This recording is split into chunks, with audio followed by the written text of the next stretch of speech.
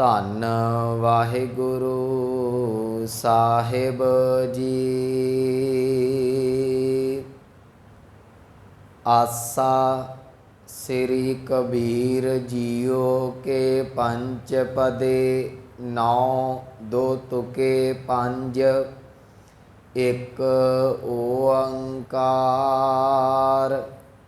ਸਤਿਗੁਰ ਪ੍ਰਸਾਦ। ਪਾਤੀ ਤੋਰੈ ਮਾਲਨੀ, ਪਾਤੀ ਪਾਤੀ ਜੀਓ। ਜਿਸ ਪਾਹਨ ਕਉ ਪਾਤੀ ਤੋਰੈ, ਸੋ ਪਾਹਨ ਨਿਰਜੀਓ। ਭੂਲੀ ਮਾਲਨੀ ਹੈ ਏਓ, ਸਤਿਗੁਰ ਜਾਗਤਾ ਹੈ ਦਿਓ। ਰਹਾਉ ਬ੍ਰਹਮ ਪਾਤੀ ਬਿਸਨ ਡਾਰੀ, ਫੂਲ ਸ਼ੰਕਰ ਦਿਓ। ਤੀਨ ਦੇਵ ਪ੍ਰਤੱਖ ਤੋਰੈ, ਕਰਹਿ ਕਿਸ ਕੀ ਸੇਓ। ਪਾਖਾਨ ਗੱਡ ਕੈ ਮੂਰਤ ਕੀਨੀ, ਦੇਖੈ ਛਾਤੀ ਪਾਉ। ਜੇ ਇਹ ਮੂਰਤ ਸਾਚੀ ਹੈ, ਤਉ ਗੜਨ ਹਾਰੇ ਖਾਓ। ਭਾਤ ਪਹਿਤ ਆਰ ਲਾਪਸੀ, ਕਰ ਕਰਾ ਕਾ ਸਾਰ।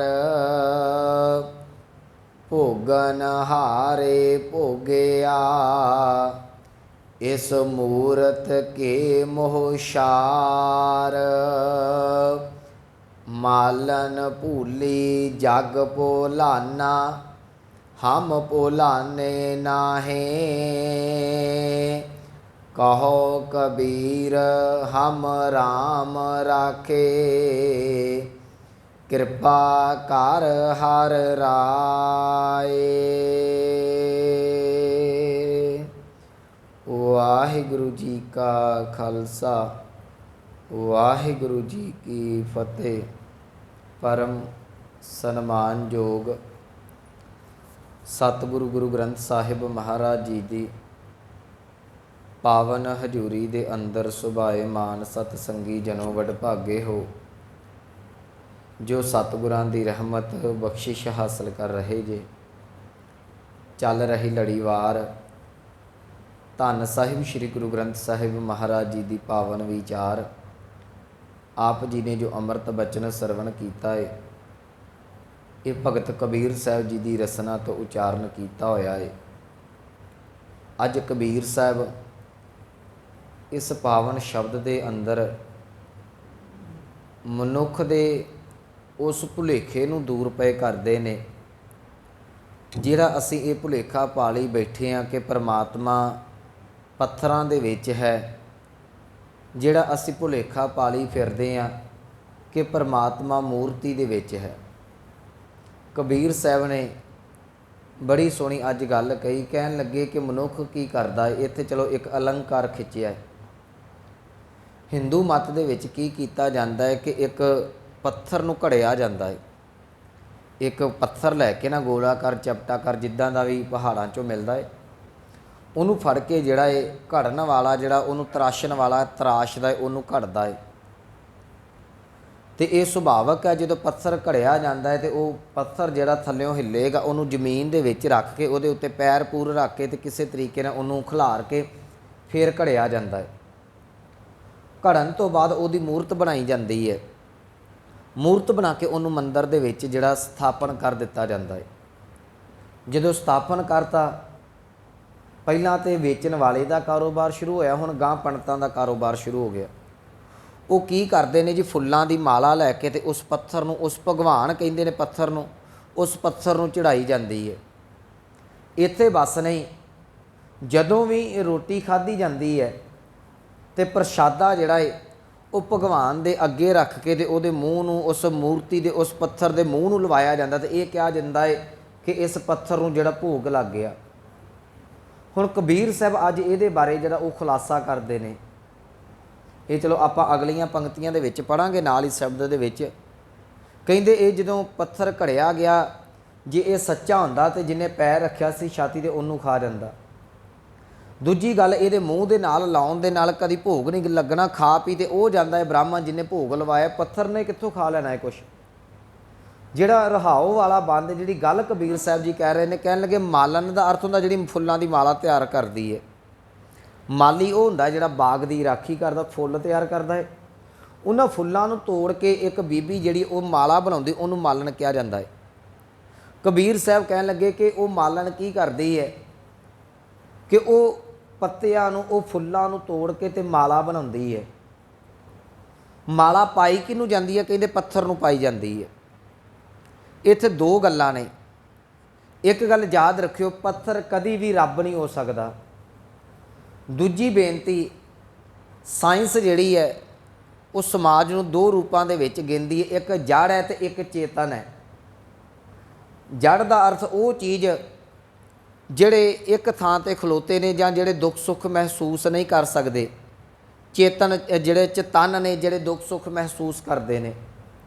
ਹੁਣ ਪੱਥਰ ਜਿਹੜਾ ਉਹ ਜੜ ਹੈ, ਉਹ ਇੱਕ ਥਾਂ ਤੋਂ ਦੂਜੀ ਥਾਂ ਤੇ ਆਪ ਮੂਵ ਨਹੀਂ ਹੋ ਸਕਦਾ, ਆ ਜਾ ਨਹੀਂ ਕਿਤੇ ਸਕਦਾ। ਪਰ ਜਿਹੜਾ ਪੌਦਾ ਹੈ ਇਹ ਚੇਤਨ ਹੈ, ਕਿਉਂਕਿ ਇਹ ਵੱਧਦਾ ਫੁੱਲਦਾ ਹੈ। ਅੱਜ ਇੱਥੋਂ ਤੱਕ ਸਾਬਤ ਹੋ ਚੁੱਕਿਆ ਕਿ ਜਿਹੜੇ ਪੇੜ ਪੌਦੇ ਬਨਸਪਤੀ ਹੈ ਇਹ ਦੁੱਖ ਤੇ ਸੁੱਖ ਵੀ ਮਹਿਸੂਸ ਪਏ ਕਰਦੇ ਨੇ। ਹੁਣ ਕਬੀਰ ਸਾਹਿਬ ਕਹਿਣ ਲੱਗੇ ਉਸ ਮਾਲਾ ਨੂੰ, ਉਸ ਮਾਲਾ ਬਣਾਉਣ ਵਾਲੀ ਬੀਬੀ ਨੂੰ, ਕਹਿਣ ਲੱਗੇ ਭੜੀਏ ਇਹ ਕਿਹੋ ਜਿਹਾ ਪਖੰਡ ਹੈ ਤੇਰਾ। ਤੂੰ ਉਹਨਾਂ ਚੀਜ਼ਾਂ ਨੂੰ ਤੋੜਦੀ ਹੈ ਜਿਨ੍ਹਾਂ ਦੇ ਵਿੱਚ ਜਾਨ ਹੈ। ਪੌਦਿਆਂ 'ਚ ਜਾਨ ਹੈ ਨਾ, ਕਿਉਂਕਿ ਜਿਹੜੀ ਜਾਨ ਹੈ ਉਹ ਜਾਨ ਤੋਂ ਹੀ ਗਾਂ ਜੀਵ ਪੈਦਾ ਹੁੰਦੇ ਨੇ। ਇੱਕ ਪੌਦੇ ਦੀ ਟਾਹਣੀ ਦੇ ਵਿੱਚ, ਉਹਦੇ ਬੀਜ ਦੇ ਵਿੱਚ, ਫੁੱਲ ਦੇ ਵਿੱਚ ਜਾਨ ਹੈ, ਤਾਂ ਹੀ ਤੁਹਾਨੂੰ ਸੁਗੰਧੀ, ਇਹ ਤਾਂ ਹੀ ਤੁਹਾਨੂੰ ਜਿਹੜੇ ਉਹ ਕੁਝ ਨਾ ਕੁਝ ਚੀਜ਼ਾਂ ਉਹ ਦਿੰਦਾ ਹੈ। ਕਹਿੰਦੇ ਜਿਹਦੇ ਵਿੱਚ ਜਾਨ ਹੈ ਉਹਨੂੰ ਤੋੜਿਆ ਜਾਂਦਾ ਤੇ ਖੁਸ਼ਕ ਨੂੰ ਕਰਨ ਤੇ ਲੱਗੀ ਹੋਏ ਜਿਹੜਾ ਨਿਰਜਿੰਦ ਹੈ, ਜਿਹਦੇ ਵਿੱਚ ਜਾਨ ਕੋਈ ਨਹੀਂ। ਕਬੀਰ ਸਾਹਿਬ ਕਹਿ ਲਗੇ ਭੂਲੀ ਮਾਲਣੀ ਹੈ ਇਹੋ। ਕਹਿੰਦੇ ਇਹ ਜਿਹੜੀ ਮਾਲਣ ਹੈ ਨਾ, ਇਹ ਜਿਹੜੀ ਫੁੱਲਾਂ ਦੀ ਮਾਲਾ ਬਣਾਉਣ ਵਾਲੀ ਬੀਬੀ, ਇਹ ਭੁੱਲੀ ਫਿਰਦੀ ਹੈ। ਇਹਨੂੰ ਸਮਝ ਨਹੀਂ ਕਿ ਸਤਿਗੁਰ ਜਾਗਤਾ ਹੈ ਦਿਓ। ਜਿਹਨੂੰ ਤੂੰ ਗੁਰੂ ਕਹਿ ਰਹੀ ਹੈ, ਜਿਹਨੂੰ ਤੂੰ ਭਗਵਾਨ ਕਹਿ ਰਹੀ ਹੈ, ਉਹ ਪੱਥਰ ਹੈ। ਪੱਥਰ ਜਿਹੜਾ ਉਹ ਜੜ ਹੈ। ਜੜ ਕਦੀ ਵੀ ਜਿਹੜਾ ਉਹ ਕੋਈ ਕੰਮ ਨਹੀਂ ਕਰ ਸਕਦੀ। ਜੇ ਤੂੰ ਸੱਚੇ ਰੱਬ ਨੂੰ ਪੂਜਣਾ ਹੈ ਤੇ ਜਿਹੜਾ ਗੁਰੂ ਹੁੰਦਾ ਹੈ ਸੱਚਾ, ਉਹ ਹਮੇਸ਼ਾ ਹੀ ਚੇਤਨ, ਉਹ ਜਾਗਦਾ ਹੈ, ਉਹ ਪੱਥਰਾਂ ਦੇ ਵਿੱਚ ਕਦੀ ਨਹੀਂ ਆਉਂਦਾ। ਇੱਥੇ ਇੱਕ ਗੱਲ ਸਪਸ਼ਟ ਹੈ ਕਿ ਜਿਹੜਾ ਪਰਮਾਤਮਾ ਜਾਂ ਪਰਮਾਤਮਾ ਦਾ ਜਿਹੜਾ ਸੁਨੇਹਾ ਲੈ ਕੇ ਆਉਂਦਾ ਗੁਰੂ ਹੈ, ਉਹ ਕਦੀ ਵੀ ਜੜ ਰੂਪ ਨਹੀਂ ਹੈ। ਜਿਹੜਾ ਖੁਦ ਜੜ ਹੈ ਉਹ ਸਾਨੂੰ ਕਿਵੇਂ ਪਾਸੇ ਲਾਵੇਗਾ। ਪੱਥਰ ਨੂੰ ਤੁਸੀਂ ਪਾਣੀ ਦੇ ਵਿੱਚ ਸੁੱਟੋ, ਉਹ ਡੁੱਬ ਜਾਂਦਾ ਹੈ। ਜਿਹੜਾ ਪੱਥਰ ਖੁਦ ਪਾਣੀ ਦੇ ਵਿੱਚ ਡੁੱਬ ਗਿਆ, ਤੁਹਾਨੂੰ ਭਵਜਲ ਤੋਂ ਪਾਰ ਕਿੱਥੇ ਕਰ ਦੇਵੇਗਾ। ਸੋ ਇਹ ਬੜਾ ਤਗੜਾ ਭੁਲੇਖਾ ਜਿਹੜਾ ਹੈ ਹਿੰਦੁਸਤਾਨ ਦੀ ਧਰਤੀ ਦੇ ਵਿੱਚ ਲੋਕਾਂ ਦੇ ਅੰਦਰ ਪਾਇਆ ਗਿਆ। ਜਿਹੜੇ ਇਹ ਗੱਲ ਕਹਿੰਦੇ ਨੇ ਕਿ ਜਿਹੜੇ ਨੇ ਉਹ ਕੋਈ ਸ਼ਿਵਲਿੰਗ ਬਣਾ ਕੇ ਉਹਨੂੰ ਪੂਜ ਦਿੰਦਾ, ਪੱਥਰ ਨੂੰ ਗੋਲਾ ਕਰ ਘੜ ਕੇ, ਕੋਈ ਉਹਨੂੰ ਕਿਸੇ ਭਗਵਾਨ ਦੀ ਮੂਰਤੀ ਬਣਾ ਕੇ ਘੜ ਕੇ ਅੱਗੇ ਪੇਸ਼ ਕਰ ਦਿੰਦਾ ਹੈ। ਸੋ ਕਬੀਰ ਸਾਹਿਬ ਨੇ ਅੱਜ ਇਹ ਜਿਹੜੀਆਂ ਚੀਜ਼ਾਂ ਨੇ, ਇਹਨਾਂ ਚੀਜ਼ਾਂ ਦਾ ਡੰਕੇ ਦੀ ਚੋਟ ਦੇ ਨਾਲ ਵਿਰੋਧ ਕੀਤਾ ਹੈ। ਆਪਾਂ ਨਾਲ ਦੀ ਨਾਲ ਗੁਰਮਤਿ ਵੇਖਾਂਗੇ। ਮੈਂ ਸ਼ਬਦ ਦੀ ਵਿਚਾਰ ਨੂੰ ਜ਼ਿਆਦਾ ਲੰਬਾ ਨਾ ਕਰਾਂ, ਮੇਰੇ ਮਨ 'ਚ ਇਕੱਲੀ ਪੰਕਤੀ ਸਮਝੀ ਜਾਵੇ। ਸੋ ਆਰੰਭ ਦੇ ਵਿੱਚ ਬਖਸ਼ਿਸ਼ ਕਰਦੇ ਨੇ। ਆਸਾ ਰਾਗ ਹੈ। ਸ਼੍ਰੀ ਕਬੀਰ ਜੀਓ ਕੇ ਪੰਚਪਦੇ 9 2 ਤੁਕੇ 5। ਇਹ ਗੁਰੂ ਅਰਜਨ ਸਾਹਿਬ ਮਹਾਰਾਜ ਜੀ ਨੇ ਜਿਹੜੀ ਸਾਨੂੰ ਗਿਣਤੀ ਦਿੱਤੀ ਹੋਈ ਹੈ ਵੀ ਭਾਈ ਜਿਹੜੇ ਤੁਸੀਂ ਗਾਂ ਸ਼ਬਦ ਪੜ੍ਹ ਰਹੇ ਜੇ ਨਾ, ਇਹ ਆਸਾ ਰਾਗ ਦੇ ਅੰਦਰ ਭਗਤ ਕਬੀਰ ਸਾਹਿਬ ਦੇ ਸ਼ਬਦ ਨੇ। ਤੇ ਕਦੀ ਵੀ ਇਹ ਸਿੱਧਾ ਨਹੀਂ ਲਿਖ ਦਿੱਤਾ ਸਤਿਗੁਰਾਂ ਨੇ ਕਿ ਕਬੀਰ ਸਾਹਿਬ ਦੇ ਜਾਂ ਭਗਤ ਰਵਿਦਾਸ ਜੀ ਦੇ ਜਾਂ ਕਿਸੇ ਦੇ ਸ਼ਬਦ ਨੇ। ਬਕਾਇਦਾ ਉਹਨਾਂ ਦੀ ਜਾਣਕਾਰੀ ਦਿੱਤੀ ਹੈ। ਇਹ ਤਾਂ ਦਿੱਤੀ ਹੈ ਕਿ ਕੋਈ ਆਪਣੇ ਕੋਲੋਂ ਵੱਧ ਘੱਟ ਨਾ ਪਾ ਸਕੇ। ਹੁਣ ਜਾਣਕਾਰੀ ਕੀ ਹੈ? ਆਸਾ ਰਾਗ ਹੈ। ਸ਼੍ਰੀ ਕਬੀਰ ਜੀਓ, ਕਬੀਰ ਜੀ ਦਾ ਨਾਮ ਆ ਗਿਆ ਕਿ ਇਹ ਸੰਬੰਧਕੀ ਪਦ ਹੈ। ਪੰਚਪਦੇ, ਪੰਚਪਦੇ ਦਾ ਅਰਥ ਹੁੰਦਾ 5 ਪਦਿਆਂ ਵਾਲੀ ਬਾਣੀ। ਪੰਚਪਦੇ 9, ਇਹ ਜਿਹੜਾ ਸਮੁੱਚਾ ਕਨਸੈਪਟ ਸ਼ੁਰੂ ਹੋਵੇਗਾ ਨਾ, ਇਹ ਪੰਚਪਦੇ ਨੇ। ਤੇ ਇਹਦੇ ਵਿੱਚ 9 ਸ਼ਬਦ ਜਿਹੜੇ ਨੇ ਪੰਚਪਦਿਆਂ ਦੇ ਰੂਪ ਦੇ ਵਿੱਚ ਆਉਣਗੇ। 2 ਤੁਕੇ 5 ਤੇ ਇੱਕ ਪਦੇ ਦੀਆਂ ਜਿਹੜੀਆਂ ਨੇ 2 ਤੁਕਾਂ ਹੋਣਗੀਆਂ। ਤੇ ਇਹ 2 ਤੁਕਾਂ ਦਾ ਇੱਕ 5 ਪਦਾ ਬਣੇਗਾ। ਤੇ ਇਹ 5 ਪਦਿਆਂ ਦੀ ਗਿਣਤੀ 9 ਹੈ। ਸੋ ਇਸ ਤਰੀਕੇ ਦੇ ਨਾਲ ਇਹਦੀ ਜਾਣਕਾਰੀ ਥੋੜ੍ਹੀ ਜਿਹੀ ਸਤਿਗੁਰਾਂ ਨੇ ਦਿੱਤੀ ਹੈ। ਅੱਗੇ ਸ਼ਬਦ ਹੈ ਇੱਕ ਓੰਕਾਰ ਸਤਿਗੁਰ ਪ੍ਰਸਾਦ। ਇਹ ਬ੍ਰਹਮਵਾਚਕ ਹੈ ਕਿ ਉਹ ਅਕਾਲ ਪੁਰਖ ਪਰਿਪੂਰਨ ਪਰਮਾਤਮਾ ਇੱਕ ਹੈ। ਉਹਦੀ ਹਸਤੀ ਤੱਕ ਪਹੁੰਚਣ ਵਾਸਤੇ ਗੁਰੂ ਦੀ ਕਿਰਪਾ ਦਾ ਸਤਿਗੁਰ ਪ੍ਰਸਾਦ ਦਾ ਹੋਣਾ ਅਤ ਲਾਜ਼ਮੀ ਹੈ। ਅੱਗੇ ਕਬੀਰ ਸਾਹਿਬ ਜੀ ਬਾਣੀ ਦੇ ਵਿੱਚ ਬਖਸ਼ਿਸ਼ ਕਰਦੇ ਨੇ, ਕਹਿਣ ਲੱਗੇ ਪਾਤੀ ਤੋਰੈ ਮਾਲਣੀ ਪਾਤੀ ਪਾਤੀ ਜੀਓ। ਇਸ ਸ਼ਬਦ ਨੂੰ ਥੋੜ੍ਹਾ ਜਿਹਾ ਧਿਆਨ ਨਾਲ ਸਮਝਿਓ, ਕਿਉਂਕਿ ਅਸੀਂ ਵੀ ਇਹ ਕਰਮ ਕਰਦੇ ਹਾਂ। ਪਾਤੀ ਦਾ ਅਰਥ ਹੈ ਪੱਤੇ, ਭਾਵ ਅਰਥ ਕਰਾਂਗੇ ਫੁੱਲ। ਕਹਿ ਮਾਲਣੀ ਦਾ ਅਰਥ ਹੁਣੇ ਮੈਂ ਕੀਤਾ, ਉਹ ਮਾਲਾ ਬਣਾਉਣ ਵਾਲੀ ਬੀਬੀ। ਕਹਿਣ ਲੱਗੇ ਇੱਕ ਮਾਲਾ ਬਣਾਉਣ ਵਾਲੀ ਬੀਬੀ ਕੀ ਕਰਦੀ ਹੈ ਕਿ ਬਗੀਚੇ ਦੇ ਵਿੱਚ ਜਾ ਕੇ ਉੱਥੋਂ ਜਿਹੜੀ ਹੈ ਸੋਹਣੇ ਸੋਹਣੇ ਫੁੱਲਾਂ ਨੂੰ ਤੋੜਦੀ ਹੈ। ਪਾਤੀ ਤੋਰੈ ਮਾਲਣੀ, ਪਰ ਉਹਨੂੰ ਇਹ ਗੱਲ ਦਾ ਨਹੀਂ ਪਤਾ ਕਿ ਪਾਤੀ ਪਾਤੀ ਜੀਓ। ਪਾਤੀ ਪਾਤੀ ਦਾ ਅਰਥ ਕਰਾਂਗੇ ਹਰੇਕ ਪੱਤੇ ਵਿੱਚ, ਹਰੇਕ ਫੁੱਲ ਦੇ ਵਿੱਚ ਜੀਓ ਦਾ ਅਰਥ ਹੈ ਜਿੰਦ। ਕਹਿੰਦੇ ਕਮਲੀਏ ਤੈਨੂੰ ਇੰਨਾ ਨਹੀਂ ਪਤਾ, ਜਿਹੜੇ ਫੁੱਲਾਂ ਨੂੰ ਤੂੰ ਤੋੜਦੀ ਪਈ ਆ ਉਹਨਾਂ ਫੁੱਲਾਂ ਦੇ ਅੰਦਰ ਜਿੰਦ ਪਈ ਵੱਸਦੀ ਹੈ। ਉਹਨਾਂ ਅੰਦਰ ਜਿਹੜਾ ਹੈ ਉਹ ਜੜ ਨਹੀਂ, ਉਹ ਚੇਤਨ ਨੇ, ਉਹ ਦੁੱਖ ਤੇ ਸੁੱਖ ਮਹਿਸੂਸ ਕਰਦੇ ਨੇ। ਇੱਕ ਗੱਲ ਯਾਦ ਰੱਖਿਓ, ਅੱਜ ਕੁਦਰਤ ਦੇ ਨਾਲ ਨਾ ਅਸੀਂ ਬੜੀ ਛੇੜਛਾੜ ਕਰ ਰਹੇ ਹਾਂ। ਜਿਹੜੀਆਂ ਚੀਜ਼ਾਂ ਦੇ ਨਾਲ ਅਸੀਂ ਪਿਆਰ ਪਾਉਣਾ ਸੀ ਉਹਨਾਂ ਨਾਲ ਨਫ਼ਰਤ ਕਰੀ ਫਿਰਦੇ ਹਾਂ, ਜਿਨ੍ਹਾਂ ਨਾਲ ਨਫ਼ਰਤ ਕਰਨੀ ਸੀ ਉਹਨਾਂ ਨਾਲ ਪਿਆਰ ਪਾਈ ਫਿਰਦੇ ਹਾਂ। ਜਿਹੜੇ ਪੇੜ ਪੌਦੇ ਨੇ ਨਾ, ਇਹ ਵੀ ਸਾਡੇ ਵਾਂਗ ਜਿਉਂਦੇ ਨੇ। ਇਹਨਾਂ ਦੇ ਅੰਦਰ ਵੀ ਦੁੱਖ ਸੁੱਖ ਹਰੇਕ ਚੀਜ਼ ਨੂੰ ਮਹਿਸੂਸ ਕਰਦੇ ਨੇ। ਇੱਥੋਂ ਤੱਕ ਜੀਵ ਜੰਤੂ ਪਸ਼ੂ ਪੰਛੀ ਤੁਸੀਂ ਵੇਖੋ, ਉਹਨਾਂ ਅੰਦਰ ਵੀ ਮਮਤਾ ਹੈ, ਉਹਨਾਂ ਅੰਦਰ ਵੀ ਰੋਸ ਹੈ, ਕ੍ਰੋਧ ਹੈ, ਪਿਆਰ ਉਹਨਾਂ ਅੰਦਰ ਵੀ ਹੈ। ਉਹ ਵੀ ਦੁੱਖ ਸੁੱਖ ਨੂੰ ਮਹਿਸੂਸ ਕਰਦੇ ਨੇ। ਪਰ ਜਿਹੜੇ ਇਹ ਪ੍ਰਮਾਤਮਾ ਨੇ ਕੁਦਰਤ ਬਣਾਈ ਹੈ ਨਾ, ਉਹਨੂੰ ਉਹਦੇ ਮੁਤਾਬਕ ਉਨੀ ਚੀਜ਼ ਦਿੱਤੀ ਹੈ ਜਿੰਨੀ ਲੋੜ ਹੈ। ਚਲੋ ਸੌਖਾ ਮੈਂ ਉਦਾਹਰਨਾਂ ਦੇ ਦੇਣਾ, ਅਸੀਂ ਘਰਾਂ 'ਚ ਡੰਗਰ ਰੱਖੇ ਹੁੰਦੇ ਨੇ, ਮੱਝਾਂ ਗਾਵਾਂ ਨੇ। ਉਹਨਾਂ ਨੂੰ ਕਿਤੇ ਸੱਟ ਲੱਗੇ, ਕੋਈ ਮੁਸ਼ਕਲ ਆਵੇ ਨਾ, ਉਹਨਾਂ ਨੂੰ ਉਨਾ ਕੁ ਚਿਰ ਦਰਦ ਹੈ ਜਿੰਨਾ ਕੁ ਚਿਰ ਉਹ ਉਹਨਾਂ ਦੇ ਨਾਲ ਕੋਈ ਹਰਕਤ ਕੀਤੀ ਜਾ ਰਹੀ ਹੈ, ਜਾਂ ਇਉਂ ਕਹਿਦਾ ਉਹਨਾਂ ਨੂੰ ਠੀਕ ਕੀਤਾ ਜਾ ਰਿਹਾ, ਜਾਂ ਉਹਨਾਂ ਦਾ ਚੀਰ ਫੜ ਕੁਛ ਵੀ ਕੀਤਾ ਜਾ ਰਿਹਾ, ਉਨਾ ਚਿਰ ਦਰਦ ਹੈ। ਉਸ ਤੋਂ ਬਾਅਦ ਉਹਨਾਂ ਨੂੰ ਦਰਦ ਜਿਹੜਾ ਖਤਮ ਹੋ ਜਾਂਦਾ, ਉਹ ਮਹਿਸੂਸ ਨਹੀਂ ਕਰਦੇ। ਇਹ ਮੇਰੇ ਵੇਖਣ 'ਚ ਹੀ ਆ, ਸਾਡੇ ਗਾਂ ਸੀ ਇੱਕ, ਉਹਨੂੰ ਗਲੂਕੋਜ਼ ਲਵਾਇਆ ਅਤੇ ਉਹ ਚਲੋ ਵਿਚਾਰੀ ਕਮਜ਼ੋਰ ਜੀ ਸੀ। ਜਿੰਨਾ ਚਿਰ ਉਹ ਗਲੂਕੋਜ਼ ਦੀ ਜਿਹੜੀ ਅੱਗੋਂ ਸੂਈ ਸੀ ਨਾ, ਉਹ ਉਹਨੂੰ ਚੁੱਭਦੀ ਸੀ, ਉਹਦੀਆਂ ਅੱਖਾਂ 'ਚੋਂ ਪਾਣੀ ਨਿਕਲ ਰਿਹਾ ਸੀ। ਮੈਂ ਫੜੀ ਹੋਈ ਸੀ ਅੱਗੋਂ, ਜੂੜ ਪਾਇਆ ਸੀ ਉਹਨੂੰ। ਮੇਰਾ ਮਨ ਕਹਿੰਦਾ ਸੀ ਇਹ ਵੀ ਦੁੱਖ ਮਹਿਸੂਸ ਕਰ ਰਹੀ ਹੈ। ਜਦੋਂ ਗਲੂਕੋਜ਼ ਚੜ੍ਹ ਗਿਆ, ਉਹਨੂੰ ਫੜ ਕੇ ਮਾੜਾ ਮੋਟਾ ਮਲ ਦਿੱਤਾ, ਫਿਰ ਉੱਦਾਂ ਦੀ ਉੱਦਾਂ। ਜਿਹੜੇ ਜੀਵ ਜੰਤੂ ਨੇ ਨਾ, ਇਹ ਉਨੀ ਦਰਦ ਮਹਿਸੂਸ ਕਰਦੇ ਨੇ ਜਿੰਨੀ ਉਹ ਕੁਦਰਤ ਨੇ ਉਹਨੂੰ ਦਿੱਤੀ ਹੋਈ ਹੈ। ਪਰ ਅੱਜ ਮਨੁੱਖ ਕੀ ਕਰਦਾ ਹੈ? ਮਨੁੱਖ ਇਹ ਕੁਦਰਤ ਦੇ ਨਾਲ ਛੇੜਛਾੜ ਕਰਦਾ। ਅੱਜ ਤੁਸੀਂ ਦੇਖੋ ਸਾਡੇ ਘਰਾਂ 'ਚ ਬਹੁਤ ਜਿਹੜੇ ਵਫਾਦਾਰ ਨੇ, ਉਹ ਅਸੀਂ ਕੁੱਤੇ ਬਣਾਏ ਹੋਏ ਨੇ। ਇੰਨੇ ਕੁ ਜਿਹੜੇ ਸ਼ਹਿਰੀ ਲੋਕ ਨੇ ਨਾ, ਇੰਨੇ ਕੁ ਜ਼ਿਆਦਾ ਕੁੱਤਿਆਂ ਦੇ ਪ੍ਰੇਮੀ ਹੋ ਗਏ ਕਿ ਗੱਡੀਆਂ ਦੇ ਵਿੱਚ ਜਿਨ੍ਹਾਂ ਨੂੰ ਘੁਮਾਉਣਾ ਸੀ ਉਹਨਾਂ ਨੂੰ ਨੌਕਰਾਂ ਦੇ ਨਾਲ ਤੋਰਦੇ ਪਏ ਨੇ, ਜਿਨ੍ਹਾਂ ਨੂੰ ਨੌਕਰਾਂ ਨਾਲ ਤੋਰਨਾ ਸੀ ਉਹਨਾਂ ਨੂੰ ਗੱਡੀਆਂ 'ਚ ਘੁਮਾਉਂਦੇ ਪਏ ਨੇ। ਅੱਜ ਸਾਡੇ ਬਜ਼ੁਰਗ ਜੇ ਬਿਰਧ ਆਸ਼ਰਮ 'ਚ ਨੇ, ਬੱਚੇ ਸਾਡੇ ਜਿਹੜੇ ਉਹ ਨੌਕਰ ਫਰਾਉਂਦੇ ਨੇ। ਤੇ ਕੁੱਤੇ ਦਾ ਕੰਮ ਸੀ ਵਫਾਦਾਰੀ ਕਰਨੀ। ਕੁੱਤੇ ਨੂੰ ਨੌਕਰ ਨੂੰ ਕਹਿਣਾ ਸੀ ਇਹਨੂੰ ਅੰਦਰ ਬਾਹਰ ਲੈ ਜਾ, ਉਹਨੂੰ ਗੱਡੀ 'ਚ ਪਾ ਕੇ ਘੁਮਾਈ ਜਾਣਗੇ। ਮੈਨੂੰ ਸਮਝ ਨਹੀਂ ਲੱਗਦੀ ਵੀ ਤੂੰ ਕਤੂਰੇ ਜੰਮੇ ਨੇ ਕਿ ਬੱਚਾ ਜੰਮਿਆ ਹੈ। ਮਾਂ ਨੂੰ ਇਹ ਗੱਲ ਸਮਝਣੀ ਚਾਹੀਦੀ, ਮੈਂ ਘੁਮਾ ਕਿਹਨੂੰ ਰਹੀ ਹੈ। ਇੱਕ ਗੱਲ ਯਾਦ ਰੱਖਿਓ, ਤੁਸੀਂ ਕੁੱਤਿਆਂ ਦੇ ਨਾਲ, ਜਾਨਵਰਾਂ ਦੇ ਨਾਲ ਜਿੰਨਾ ਪਿਆਰ ਕਰੋਗੇ ਨਾ, ਮਨੋਵਿਗਿਆਨ ਇਹ ਗੱਲ ਕਹਿੰਦਾ ਕਿ ਇਹ ਹੌਲੀ ਹੌਲੀ ਜਿਹੜਾ ਹੈ ਮਨੁੱਖ ਵਾਲੀ ਫੀਲਿੰਗ ਲੈਣੀ ਮਹਿਸੂਸ ਕਰ ਦਿੰਦੇ ਨੇ। ਕਿਤੇ ਨੋਟ ਕਰਿਓ ਤੁਸੀਂ, ਇਹ ਸਾਡੇ ਵਾਂਗ ਦੁੱਖ ਸੁੱਖ ਮਹਿਸੂਸ ਕਰਨਗੇ। ਤੋ ਸਾਡੇ ਵਾਂਗ ਜੇ ਇਹ ਰਹਿਣ ਲੱਗ ਪਏ, ਦੁੱਖ ਸੁੱਖ ਮਹਿਸੂਸ ਕਰਨ ਲੱਗ ਪਏ, ਸਮਾਂ ਪਾ ਕੇ ਮਨੁੱਖ ਨੂੰ ਕੋਈ ਤਕਲੀਫ ਹੈ ਇਹ ਬੋਲ ਕੇ ਦੱਸ ਦਿੰਦਾ। ਜਾਨਵਰ ਤਕਲੀਫ ਦੱਸ ਨਹੀਂ ਸਕਦਾ। ਉਹ ਜਦੋਂ ਦੁਖੀ ਹੁੰਦਾ ਫਿਰ ਉਹਦੇ ਜ਼ਿੰਮੇਵਾਰ ਤੁਸੀਂ ਹੋਵੋਗੇ, ਕਿਉਂਕਿ ਅਸੀਂ ਉਹਨੂੰ ਪਾਲ ਬੱਚਿਆਂ ਦੇ ਵਾਂਗ ਰਹੇ ਹਾਂ। ਪਰ ਉਹਨੂੰ ਜਿਹੜੀ ਡਾਈਟ ਹੈ, ਇਹ ਜਾਂ ਇਉਂ ਕਹਿ ਦੀ ਉਹਦੀ ਦੇਖਭਾਲ ਜਿਹੜੀ ਅਸੀਂ ਬੱਚਿਆਂ ਵਾਂਗ ਨਹੀਂ ਕਰ ਸਕਦੇ। ਉਹ ਕੁਝ ਗੱਲਾਂ ਨਹੀਂ ਸਾਨੂੰ ਬੋਲ ਕੇ ਦੱਸ ਸਕਦੇ। ਬੱਚੇ ਤਾਂ ਦੱਸਦੇ ਕਿ ਮੈਨੂੰ ਆਹ ਮੁਸ਼ਕਲ ਹੈ, ਆਹ ਹੈ। ਸੋ ਇਹਨਾਂ ਚੀਜ਼ਾਂ ਤੋਂ ਥੋੜ੍ਹਾ ਜਿਹਾ ਪਰਹੇਜ਼ ਕਰਿਆ ਕਰੋ। ਜੇ ਪਾਲਣੇ ਨੇ ਆਪਣੇ ਧੀਆਂ ਪੁੱਤ ਪਾਲਿਆ ਕਰੋ, ਉਹਨਾਂ ਨੂੰ ਗੱਡੀਆਂ 'ਚ ਘੁਮਾਓ। ਜੇ ਘੁਮਾਉਣੇ ਨੇ ਆਪਣੇ ਬਜ਼ੁਰਗ ਘੁਮਾਓ। ਬਜ਼ੁਰਗ ਬਿਰਧ ਆਸ਼ਰਮ 'ਚ ਨੇ, ਕੁੱਤੇ ਗੱਡੀਆਂ ਦੇ ਵਿੱਚ ਨੇ। ਸੋ ਇਹ ਗੱਲਾਂ ਵੇਖਣ ਨੂੰ ਤੇ ਮੇਰੀਆਂ ਥੋੜ੍ਹੀਆਂ ਜਿਹੀਆਂ ਸਿੱਧੀਆਂ ਜਿਹੀਆਂ ਲੱਗਣਗੀਆਂ, ਪਰ ਇੱਕ ਸੱਚਾਈ ਹੈ, ਜਿੱਥੇ ਰੱਬ ਨੇ ਜਿਹਨੂੰ ਬਣਾਇਆ ਨਾ ਉਹਨੂੰ ਉੱਥੇ ਰਹਿਣ ਦਿਓ। ਜੇ ਕੁੱਤੇ ਨੂੰ ਬੈੱਡ 'ਤੇ ਸਵਾਉਣ ਵਾਸਤੇ ਬਣਾਉਣਾ ਹੁੰਦਾ ਨਾ, ਤੇ ਪਰਮਾਤਮਾ ਜਿਹੜਾ ਸੀ ਹੋ ਸਕਦਾ ਉਹ ਸਾਡਾ ਰੂਪ ਦੇ ਕੇ ਤੇ ਉਹਨੂੰ ਨਾਲ ਮਾਂ ਦੀ ਗੋਦ 'ਚ ਪਾ ਦਿੰਦਾ। ਪਰ ਅੱਜ ਅਸੀਂ ਕੁੱਤਿਆਂ ਨੂੰ ਬੈੱਡ ਲਾਏ ਹੁੰਦੇ ਨੇ। ਜਿਹੜਾ ਸਾਡੇ ਘਰ ਦਾ ਚੌਂਕੀਦਾਰ ਹੈ ਵਿਚਾਰਾ ਠੰਡੇ ਪਾਣੀ ਨੂੰ ਤਰਸਦਾ ਰਹਿੰਦਾ ਹੈ। ਇਹ ਕਿੱਧਰ ਦੀ ਇਨਸਾਨੀਅਤ ਹੈ? ਕੁੱਤਾ ਬਾਹਰੋਂ ਪਾਣੀ ਪੀ ਕੇ ਗੁਜ਼ਾਰਾ ਕਰ ਸਕਦਾ ਹੈ, ਪਰ ਇਨਸਾਨ ਜਿਹੜਾ ਗੰਦਾ ਪਾਣੀ ਪੀ ਕੇ ਗੁਜ਼ਾਰਾ ਨਹੀਂ ਕਰ ਸਕਦਾ, ਸਿਹਤ ਉਹਦੀ ਜਿਹੜੀ ਵਿਗੜ ਸਕਦੀ ਹੈ। ਤੁਸੀਂ ਬੜੇ ਥਾਵਾਂ 'ਤੇ ਕੁੱਤੇ ਵੇਖੋਗੇ, ਉਹ ਨਾਲੀਆਂ 'ਚੋਂ ਪਾਣੀ ਪੀ ਕੇ ਗੁਜ਼ਾਰਾ ਕਰ ਸਕਦੇ ਨੇ, ਬੰਦਾ ਨਹੀਂ ਕਰ ਸਕਦਾ।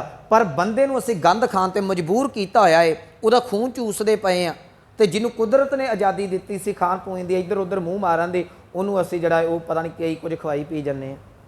ਸੋ ਇਹ ਜਿਹੜੀ ਸਾਡੀ ਮਾਨਸਿਕਤਾ ਹੈ ਨਾ ਅੱਜ, ਉਹ ਇੰਨੀ ਕੁ ਵਿਗੜ ਚੁੱਕੀ ਹੈ, ਸਾਨੂੰ ਪਤਾ ਨਹੀਂ ਲੱਗਦਾ ਪਿਆ ਅਸੀਂ ਕਿਹਨੂੰ ਪਿਆਰ ਕਰਨਾ ਹੈ ਤੇ ਕਿਹਨੂੰ ਛੱਡਣਾ ਹੈ। ਹੁਣ ਹਾਲ ਇੱਥੇ ਵੀ ਸਾਡਾ ਇਹੋ ਹੀ ਹੈ ਜਿਹੜੀ ਗੱਲ ਕਬੀਰ ਸਾਹਿਬ ਜੀ ਕਰ ਰਹੇ ਨੇ। ਕਰਨਾ ਤੇ ਖੁਸ਼ ਪਰਮਾਤਮਾ ਨੂੰ ਸੀ, ਚਲੋ ਫਲ ਜਿਹੜੇ ਫੁੱਲ ਤੋੜੇ ਜਾ ਰਹੇ ਨੇ, ਮਾਲਾ ਤੇ ਤਾਂ ਬਣਾਈ ਜਾ ਰਹੀ ਹੈ ਨਾ ਰੱਬ ਨੂੰ ਚੜਾਈ ਜਾਵੇ, ਪਰ ਰੱਬ ਦਾ ਤੇ ਫੁੱਲਾਂ ਨਾਲ ਸੰਬੰਧ ਹੀ ਕੋਈ ਨਹੀਂ। ਰੱਬ ਨੇ ਫੁੱਲ ਸਾਨੂੰ ਦਿੱਤੇ ਨੇ, ਪਰਮਾਤਮਾ ਨੇ ਕੁਦਰਤ ਸਾਜੀ ਹੈ ਨਾ, ਉਹਨੇ ਫੁੱਲ ਸਾਨੂੰ ਦਿੱਤੇ ਨੇ ਕਿ ਭਲਿਆ ਫੁੱਲ ਤੂੰ ਵਰਤਿਆ ਕਰ, ਇਹਦਾ ਅਤਰ ਕੱਢ ਲਈ, ਤੇਰੇ ਸੁਗੰਧੀ ਵਾਸਤੇ ਕੰਮ ਆਇਆ ਕਰੇਗਾ। ਫੁੱਲਾਂ ਨੂੰ ਚਾਟੀ 'ਚ ਪਾ ਕੇ ਤੇ ਮਿੱਠਾ ਪਾ ਕੇ ਗੁਲਕੰਦ ਬਣਾ ਲਈ, ਖਾਣ ਦੇ ਤੇਰੇ ਕੰਮ ਆਇਆ ਕਰੇਗੀ। ਆਪਣੇ ਘਰ ਦੀ ਬਗੀਚੀ ਚਲਾਵੀਂ, ਸੋਹਣੀ ਲੱਗੇਗੀ। ਅਸੀਂ ਕੀ ਕੀਤਾ, ਬਗੀਚੀ ਦੇ ਵਿੱਚੋਂ ਫੁੱਲ ਤੋੜ ਕੇ ਤੇ ਗੁਰੂ ਘਰਾਂ ਦੇ ਵਿੱਚ ਜਾਂ ਮੰਦਰਾਂ ਦੇ ਵਿੱਚ ਰੱਖ ਤੇ ਰੱਬ ਨੂੰ ਖੁਸ਼ ਕਰਨ ਲੱਗ ਪਏ। ਰੱਬ ਤੇ ਅੱਗੇ ਬੜਾ ਖੁਸ਼ ਸੀ, ਜਿਹਨੇ ਜਿਹੜੀ ਸੀ ਫੁਲਵਾੜੀ ਲਾਈ ਹੋਈ ਸੀ, ਤੂੰ ਤੋੜ ਕੇ ਤੇ ਉਹਦੇ ਅੱਗੇ ਪਾਪਾ ਦਾ ਭਾਗੀ ਬਣ ਰਿਹਾ, ਰੱਬ ਨੂੰ ਕਿੱਥੋਂ ਖੁਸ਼ ਕਰੇਗਾ।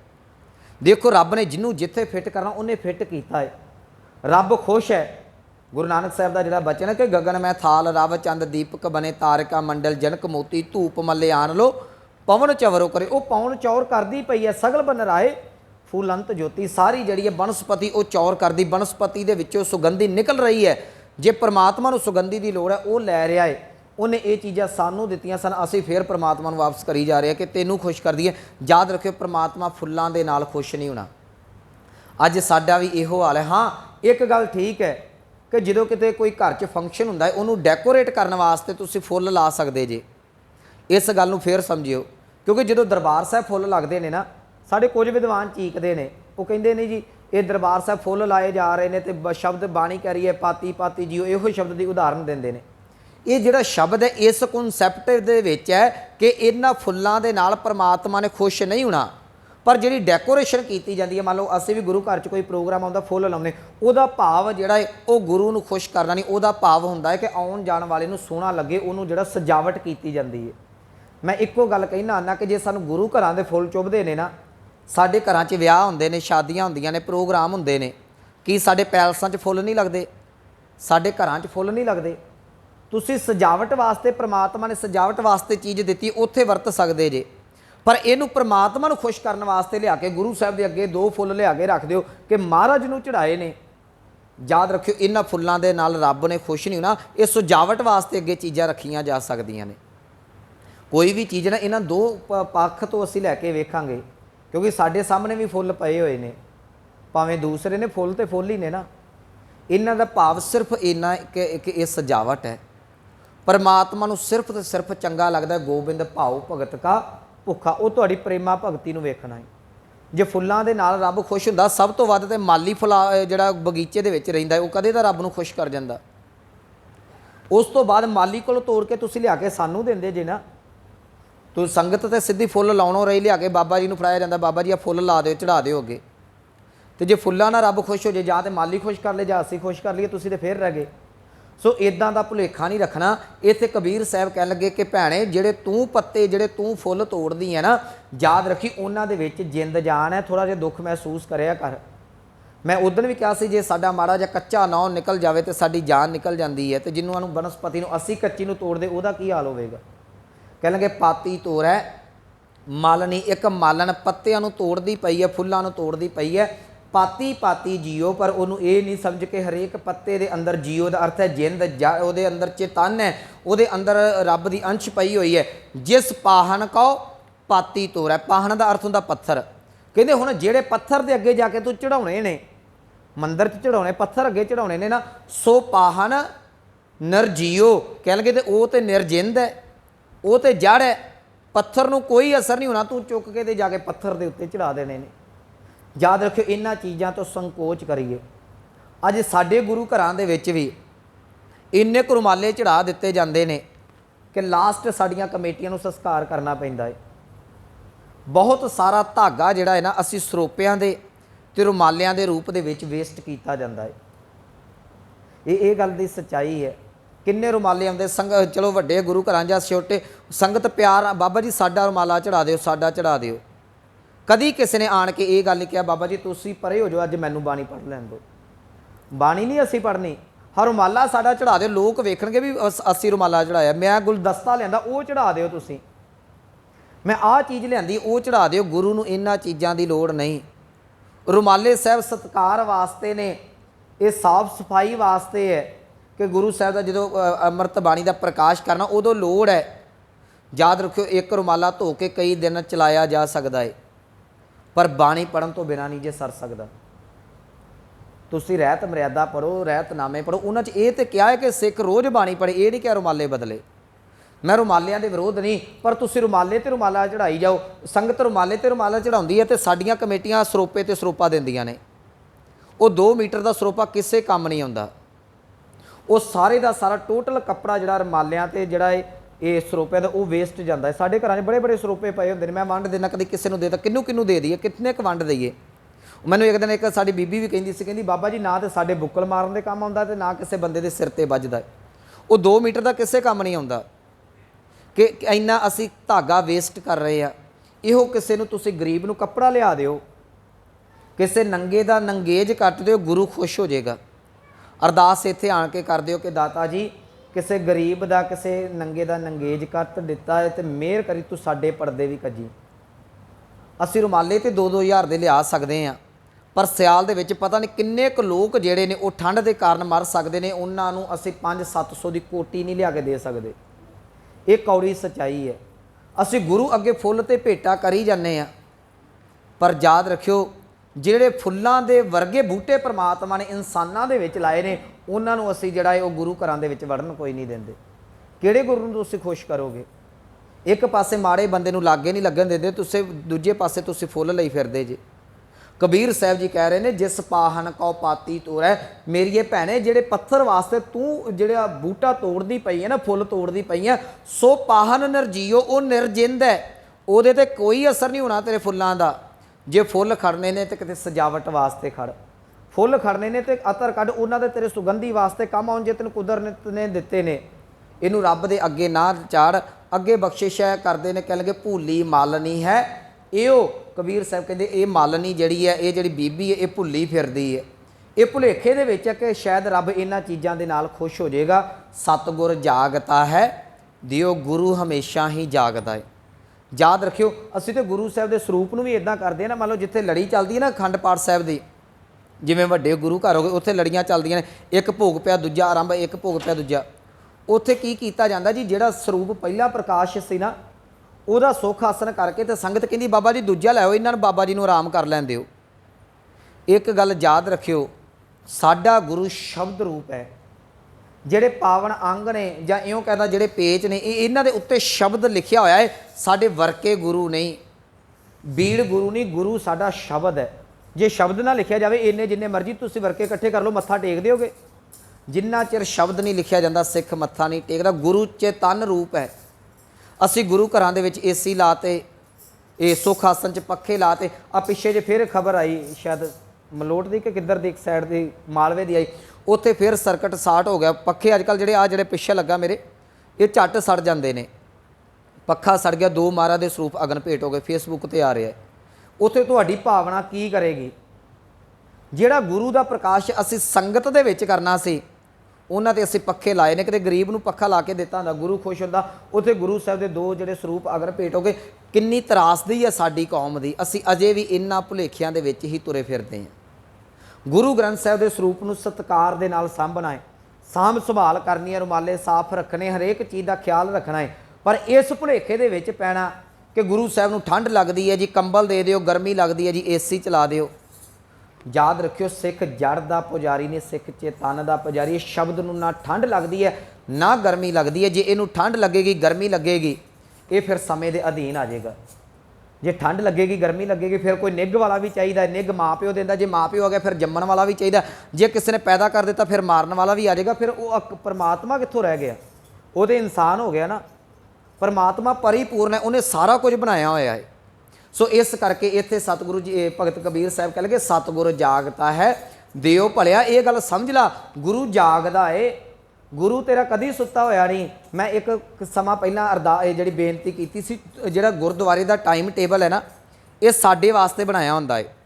अमृत वेले प्रकाश करना, शाम नूं रात वेले सुख आसन करना, ये जिहड़ा प्रबंध नूं चलाउण वास्ते रूल है, गुरु ग्रंथ साहब वास्ते रूल नहीं हैगा। गुरु ग्रंथ साहब के स्वरूप का अद्धी रात भी प्रकाश किया जा सकता है। एक गल याद रखियो, जो किसी के मन की भावना है ना, उदों ही महाराज का प्रकाश करके बाणी पढ़ ली जा सकती है। जिहड़ा साडा गुरु घरां दा टाइम टेबल है, ये केवल तो केवल सिखां वास्ते, साडे शरीरां वास्ते आ, क्योंकि शरीर की लोड़ है कि उन्हें रात सौना हुंदा है तो दिन वेले जिहड़े असीं दर्शन दीदार करन आउंदे आ ते सारी रात ना तो कोई आउंदा ते फिर प्रबंध भी सामना थोड़ा औखा, तां रात नूं सुख आसन कीता जांदा है। इस भुलेखे च ना पिओ कि महाराज का सुख आसन करता शायद महाराज सौ गए, नहीं गुरु सौंदा नहीं, गुरु हमेशा जागदा। जे गुरु सौ गया तो गुरु नूं इह उठाउण वास्ते तुहाडा अलार्म वड्डा हो गया, असीं वड्डे हो गए सवेरे आण के ठा दिता, नहीं। गुरु का सुख आसन किया जाता है, गुरु नूं सुवाया नहीं जाता। मैं गल नूं नेड़े रखा, सतगुर जागता है दिओ, कहंदे गुरु हमेशा ही जागदा। गुरु चेतन रूप है, गुरु जड़ नहीं। असीं इहनूं जड़ वांग जिहड़ा पूजन का यतन करते हैं, पर याद रखियो गुरु के शब्द का प्रकाश करो, गुरु के जिहड़े शब्द नूं हिरदे दे विच टिकाओ। बारी सत्कार जिहड़ा जिन्ना मर्जी करी सौ, अमृत बाणी का बचन है। कहन लगे कि भलिया तू जिन्ने मर्जी जिहड़ा वो इनू नमस्कारां करी जा, सतगुरु नूं सब को देखदा, जेता जगत सब कोय। कहन लगे डिठे मुक्त ना हो, डिठे मुक्त ना होवे शब्द जिचर शब्द ना करे विचार।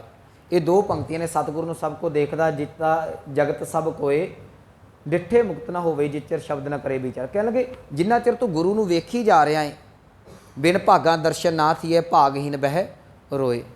कहन लगे ये बिना भागा तो दीदार नहीं।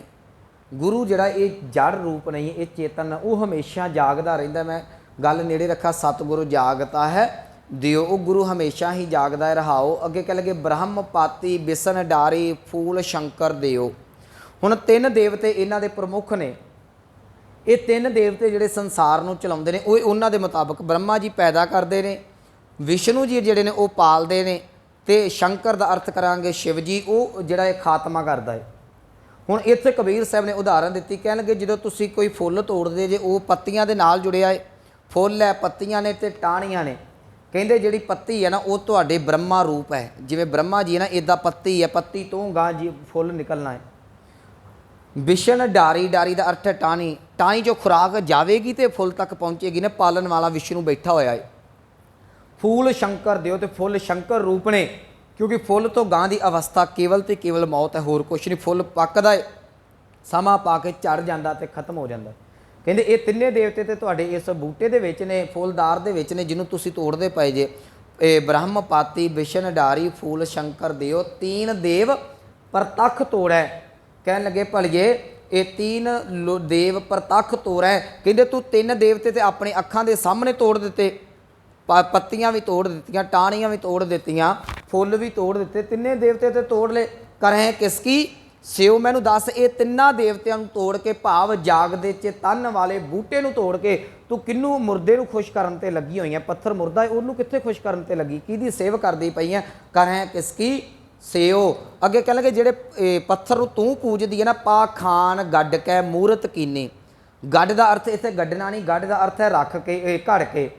जो पत्थर नूं तराशिया जाता है ना, तो मैं जिवें आरंभ च कहा, इनू बड़ा हौली हौली तराशिया जाता, थोड़ी जी जोर की सੱਟ वजदी तो टुट जाता है, तो हल्की सੱਟ वजे तो शैनी उत्तों बुड़कदी है। ये बहुत तिखी शैनी के नाल, बड़े ढंग के नाल इनू तराशिया जाता पत्थर नूं। कह लगे जो पत्थर तराशण वाले ने, इनू तराशिया ना, पा खान गड्ड कै मूरत कीनी। जो पत्थर नूं घड़ के उहदे चों मूरत कड्डी, कड्डी किवें, दे कै छाती पाँव, पाँव का अर्थ है पैर। कहते उस पत्थर नूं जमीन दे विच रख के ना, थोड़ी जी मिट्टी साइडां ते करके उहदा चौंकड़ा जिहा बना के उहदे उत्ते पैर रख के ते फिर उहनूं घड़न दा यतन कीता है। बहुत सारियां चीज़ां इहो जिहियां ने जदों तैयार कीतियां जांदियां ने, उन्हां ने इधर उधर सुट्टिया जांदा, हत्थ पैर लगदे ने। सुचमता दा नहीं, सफाई दा कॉन्सैप्ट है।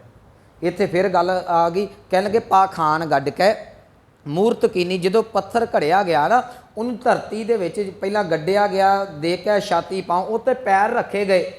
तो कबीर साहब ने तर्क पता की कीता, कह लगे जे यह मूरत साची है, कह लगे जे तेरी ये मूरत जिन्हों भगवान कहनी है तू, जे ये सच्ची भगवान है, तो कह लगे ताओ गड़ नहारे खाओ। कहते उन्होंने पहला खा जाता जिन्हें यदी छाती ते पैर रखे, तो इनू तराशिया सी।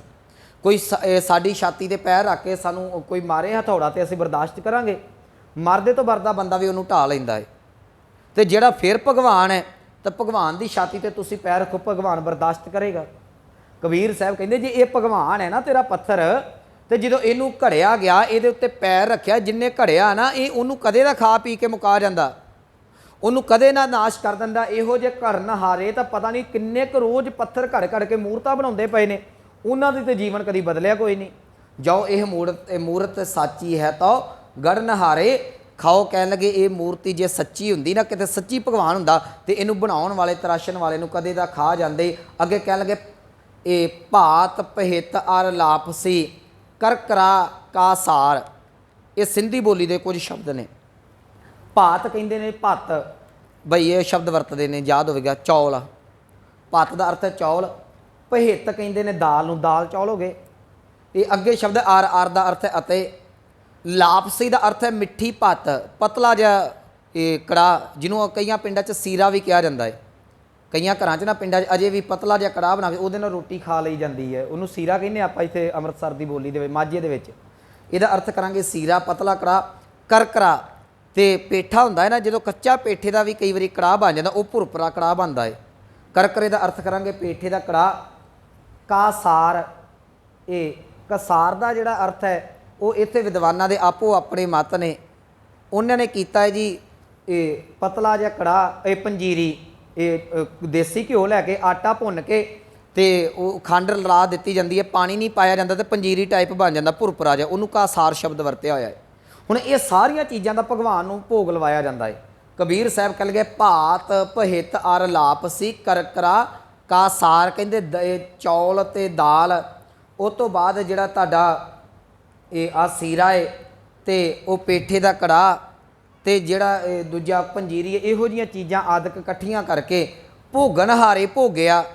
कह लगे की कीता कि किसी परिवार ने ये चीज़ां खाण पीण वास्ते भाव प्रशादा तैयार किया ते लिया के मूर्त दे अगे रखता कि पंडित जी भोग लवा दिओ। पंडित ने की कीता जी, कल्ली कल्ली कौली चुकी ते मूर्ति दे मूँह नूं ला दित्ती। मूर्ति नूं ला के ते कोल रख के घर वाले चले गए तो परे हो गए, खा पी के आप विला होया। कबीर साहब कह लगे भोगन हारे भोगिया, कहते खाण वाला तो पंडित खा पी के वेला हो गया। इस मूर्ति नूं की कह लगे मूरत के मोह शार, शार दा अर्थ हुंदा सुआह, कहते मूर्ति के मूँह च सुआह है। स्वाद अर्थ करांगे की है, मूर्ति दे अंदर गया कुछ नहीं, तू कड़ी मूर्ति नूं भोग लवाउंदी पई है। एक गल याद रखिओ, साडे घर च भी प्रशादे नूं भोग लवाया जांदा। मेरी मैं पहलां कैसे गल्लां चुभड़ियां ने। प्रशादे की अरदास हुंदी है, भोग केवल ते केवल कड़ाह प्रशाद नूं लगदा जी। जो मर्यादा है ना, मर्यादा दे विच ये आप हत्थी तैयार कीती चीज़ नूं भोग लाया जांदा है। कड़ाह प्रशाद असीं खुद बनाउने आ, उहदे विच पानी पाया जांदा है, आटा है, घिओ है, खंड है, ते 5वें नंबर ते बाणी पढ़ के बनाया जांदा है। तो प्रशादा तो सानूं पता ही है बीबियां किद्दां बनाउंदियां ने, जां हलवाई किद्दां दे बनाउंदे ने। ना मठियाई नूं किरपान भेटां हो सकदी है, याद रखिओ ना प्रशादे नूं किरपान भेटां हो सकदी है। इन्हां दी अरदास कीती जांदी है, पर ये एक सीना बसीना वेखो वेखी असीं जिहड़ियां इन्हां चीज़ां नूं किरपान भेटा करदे हां, पर ये एक मन मत है। ठीक है, तुसीं करी जांदे जे गल वखरी है। तो जे बीबी ने घरे प्रशादे नूं भोग लवाउणा भी है ना, मेरी बेनती है फिर वो पूर्ण मर्यादा के मुताबिक बनाया करो। जो प्रशादा तैयार करना उदों बाणी पढ़िया करो, टीवी वाला काम निबेड़ दिया करो। सामने टीवी लगा होंदा, सिर नंगा होंदा तो मैं जी भोग लवाउणा है, तू भोग बाद च लवा ली, पहले अपना सिर ढक ला। ये इदां प्रशादा बनाया जाता है ना। अज बहुत घट घर ने जिन्हां दे विच प्रशादा बनाउण लग्या सिर बीबियां ढकदियां, बीबियां तो उदां सिर ढक के राजी नहीं हैगियां, तो प्रशादे वेले किन्ने ढकना है। ये सच्चाई है। कई थावां ते जिहड़ा वो विचों वाल निकलदे ने फिर, क्योंकि झड़दे तो सारिਆਂ दे ने। तो इहो जिहियां चीज़ां तो परहेज करो। मैं भोग लवाउण तो मना नहीं करता, ठीक है, कुछ साड़ियां संप्रदा लवाउंदियां ने, पर घट्टो घट मर्यादा ते रखो। बीबी का इन्ना क सिर ते ढक्या होवे भी उहदे कन्नां तो चुन्नी घवेट के आउंदी है, मत्था जिहड़ा अगों कवर होवे, उहदा वाल ना कोई डिगे खाने दे विच, किसी दे मूँह दे विच ना पवे। ये इन्हां चीज़ां दा ख्याल। उस तो बाद जो प्रशादा तैयार करना, आटा गुनना है, दाल चौल कुछ भी बनाना, उदों बाणी पढ़ी जावे। पर साडा आटा किहदे अगे हुंदा, टीवी अगे हुंदा है, वो फिर असर की होना है। इन्हां गल्लां तो संकोच किया जाए। इत्थे कबीर साहब जी कह रहे हैं, मैं समाप्ति वाला वहाँ समा ज़्यादा हो गया, ये कहन लगे कि भलिया ये जिहड़े भोगन हारे भोगिया तू लिया के भोग लवा दिता, भोग लवा के जिहड़ा मूर्ति तो परे कर लिया, तो जिहड़ा पंडित सही खा पी के आप वेला होया, तो बाद सानूं कह दिंदे ने बाबा जी तुहाडे ढिड बड़े वादे ने, वधने ही ने, घिओ वालीआं चीज़ां ते असीं खा के महाराज तक की पहुँचदा है। एक लॉजिक वाली गल है। तुसीं प्रशादा कौन खांदा है, असीं बैठे खाने खा खा के, फिर जिहड़ा महाराज नूं भोग लवाया जांदा ना, चाह दा नहीं लवाउंदे, संगत कहती नहीं बाबा जी नूं दुੱਧ दे दिओ, वो फिर दुੱਧ मैं पीना हुंदा, उस तो बाद प्रशादा आउंदा है, उस भी चंगा घ्यो सुट्टिया हुंदा है। तो साडे वर्गे तो अगे बड़े शौकीन आउंदा भी आउंदे कोई गल नहीं, मलाई मक्खन वाला प्रशादा ही आउंदे, खा खा के फिर पतीले वर्गे ढिड होए हुंदे ने। सो ये जिहड़ियां चीज़ां ने इनू बाणी करिए भोगन हारे भोग्या, खाण वाला खा पी के वेला होया, मूरत कह मोह शार, कहते मूरत के मूँह के शार सवाह लगी है, वो तक की पहुँचा खाण पीण वाला जिहड़ा खा पी गया। अखीर ते कबीर साहब कह लगे मालन भुली, कहते वो बीबी भुली पई है जिहड़ी माला तैयार करती है, जिहड़ी मूर्ति नूं पूजदी पई है। सब जग भुलाना, कहते सारा संसार भी वो मगर ही भुलिया पिया। जो मैं कर्म करांगा मैनूं तुसीं फॉलो करोगे ना, ये याद रखियो बहुत सारिया चीज़ां साडे हत्थ दे विच हुंदियां ने। तुसीं प्रशादा लैके आओ, असीं अरदास कर सकते हैं, पर जो हुण रुपया विच 500 का नोट है फिर भोग ला दिता जाता है, वो इदां सिस्टम चलता है ना। जे ग्रंथी सिंह अरदासिया स्टैंड वाला होवे आखे भी नहीं इहदी अरदास की जानी है, इनू भोग नहीं लगना, तो सुधार हौली हौली किया जा सकता। असीं आप विगाड़ पाउने, उहदा कारण है भी साडा कारोबार ये है, मैं तो स्पष्ट कहना हुन्ना। सो इत्थे कबीर साहब कह लगे मालन भुली, कहते वो आगू जिहड़ा सी, मालन दा अर्थ आगू कर लीए, जिहड़ी पूजदी पई है वो भुली, उन्होंने इन्ना नहीं पता झल्ली नूं कि पत्थर जिहड़ा निर्जिंद है उन्होंने मैं भोग लवाउनी है, उन्होंने माला चढ़ाउनी है। उहदे मगर लोग भी कमले हो गए, तुसीं एक फुੱਲ रख दिओ तो 5-7 मगर लोग तोड़ के लई आउणगे कि आ मेरा भी प्रवान हो जाए, मेरा भी प्रवान हो जाए। ये इदां दा सुभाव, बहुत सारिया चीज़ां असीं वेखो वेखी करते हैं। मालन भुली जग भुलाना, कहते सारा संसार वो भी भुलिया फिरदा है।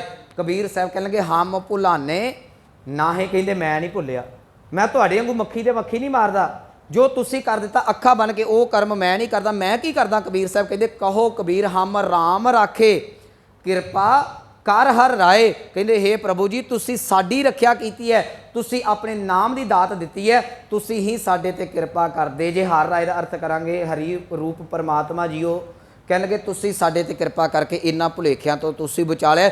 लोग सारे जिहड़े भुलेखियां दे विच पए होने, कहो कबीर हम राम राखे, कहते सानू उस राम ने उस परमात्मा ने बचा लिया। किरपा कर हर राय हे हरू प्रभु जीओ साडे ते किरपा रखी, इन्हां भुलेखियां तो बचाई रखी, तो समाज नूं भी इन्हां भुलेखियां तो कड्ढण दा यतन करी। सो ये सी पावन शब्द दे विचार। समुच्चा तत्त भाव गुरमुखो इहदा ये है कि परमात्मा नूं साडीआं इन्हां वस्तुआं दी नहीं, साडे पवित्र हिरदे दी लोड़ है।